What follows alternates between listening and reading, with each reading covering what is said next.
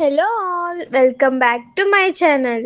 ఈరోజు నేను కేవలం భౌతిక ప్రపంచం గురించే కాదు, మన పురాణాలలో, మత గ్రంథాలలో చెప్పబడిన కాలజ్ఞానం లాంటి అంశాలను గుర్తు చేసే ఒక భయంకరమైన సత్యాన్ని మీ ముందు ఉంచబోతున్నాను. ఫ్రెండ్స్, ప్రపంచంలో ఇప్పుడు ఒక కొత్త భయం పట్టుకుంది. మనం దేవుడిచ్చిన గొప్ప వరం అనుకునే మన మెదడునే తినేసే బ్రెయిన్ ఈటింగ్ అమేబా గురించి కేరళలో వినిపిస్తున్న వార్తలు విన్నప్పుడు మనందరి మనసులో మొదటి ప్రశ్న, ఇది దేవుడి లీల లేక మానవుడి తప్పిదమా?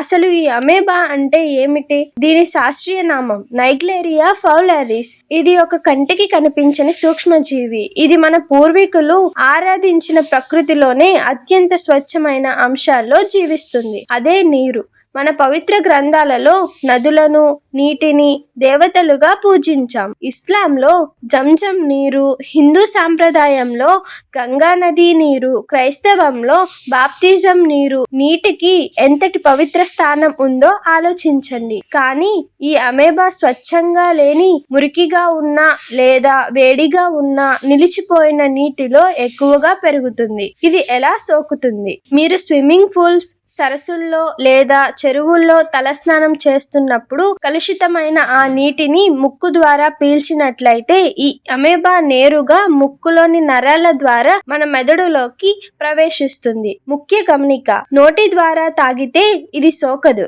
ఇది కేవలం ముక్కు ద్వారానే ప్రవేశిస్తుంది. మనం ప్రకృతిని గౌరవించడం మానేసి నీటిని కలుషితం చేసినప్పుడు ఆ దేవత మనకు పరోక్షంగా ఈ శిక్షను విధిస్తోందా అనే ఆధ్యాత్మిక ప్రశ్న ఇక్కడ ఉత్పన్నమవుతుంది. పాత తరం పెద్దలకు తెలుసు ఆరోగ్యమే మహాభాగ్యం అని. కానీ నేటి తరం యువత, ముఖ్యంగా పిల్లలు దీని గురించి తప్పక తెలుసుకోవాలి. ఇది అత్యంత ప్రమాదకరమైనది. ఎందుకంటే దీని లక్షణాలు ఈ అమేబా మెదడులోకి చేరిన 1 నుండి 12 రోజులలో లక్షణాలు కనిపిస్తాయి. అవి సాధారణ జ్వరం, తీవ్రమైన తలనొప్పి, వాంతులు, మెడ పట్టేయడం లాగా మొదలవుతాయి. అందుకే చాలా మంది దీన్ని సాధారణ వైరల్ ఫీవర్ అనుకుని నిర్లక్ష్యం చేస్తారు. ప్రమాదం. ఈ అమేబా సోకిన తరువాత ఇది ప్రైమరీ అమీబిక్ మెనింగో యాన్సెఫలైటిస్ అనే ప్రాణాంతక వ్యాధిని కలిగిస్తుంది. దురదృష్టవశాత్తు దీని నుంచి బ్రతికే అవకాశాలు చాలా తక్కువ. ఇది మనకు ఒక మేల్కొలుపు.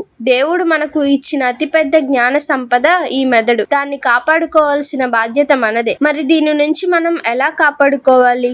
మురికిగా నిలిచిపోయిన నీటిలో, ముఖ్యంగా వేసవి కాలంలో స్నానం చేయవద్దు. మీరు స్విమ్మింగ్ పూల్స్ లేదా సరస్సుల వంటి వాటిలో స్నానం చేయవలసి వస్తే ముక్కుకు పట్టి ఉంచే క్లిప్స్ వాడండి. ముఖ్యంగా నేటి యువత, పరిశుభ్రత అనేది కేవలం ఇల్లు, వంటికే కాదు, మనం వాడే నీటికి కూడా వర్తిస్తుంది. మన వనరులను శుభ్రంగా ఉంచుకోవడం ద్వారా మనం ఈ సూక్ష్మజీవుల దాడుల నుంచి తప్పించుకోవచ్చు. గుర్తుంచుకోండి, ప్రతి మతం, ప్రతి ఆధ్యాత్మిక మార్గం మనకు చెప్పేది ఒకటే, శుభ్రత మరియు అవగాహన. ఇదే మనం నేటి పరిస్థితుల నుండి నేర్చుకోవాల్సిన పాఠం. ఫ్రెండ్స్, నేను చెప్పిన లక్షణాలలో అతి ముఖ్యమైన మరియు సాధారణ జ్వరం లాగా కనిపించే మొదటి లక్షణం ఏమిటో మీరు చెప్పగలరా? మీరు శ్రద్ధగా వింటే దీనికి తప్పక సమాధానం ఇవ్వగలరు. తప్పకుండా కమెంట్ చేయండి. మరొక ఆధ్యాత్మిక అంశంపై మళ్ళీ కలుద్దాం. అప్పటి వరకు శుభం కలుగుగాక. Thank you.